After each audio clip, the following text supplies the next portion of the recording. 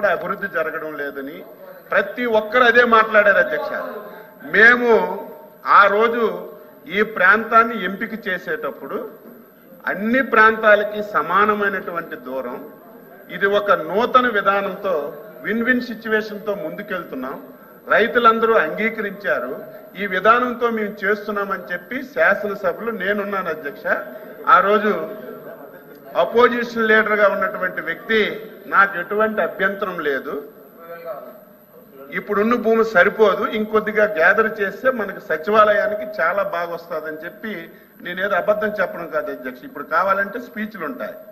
అటువంటి వాళ్ళు అధికారంలోకి వచ్చిన తర్వాత ఈ రకంగా 3 రాజధానులు అని చెప్పి 5 సంవత్సరాలు ఎంత బాధ అంటే అధ్యక్ష, ఈరోజు సచివాలయం భవనం, హైకోర్టు ఆ రోజు ఏవైతే మనం ఫౌండేషన్స్ వేసాం అధ్యక్ష, 5 సంవత్సరాలు నీటిలో మునగబెట్టారు అధ్యక్ష. 5 సంవత్సరాలు 8 మాసాల నుంచి ఆ నీరు తొండుతుంటే ఇప్పుడు కూడా రావడం లేదు అధ్యక్ష.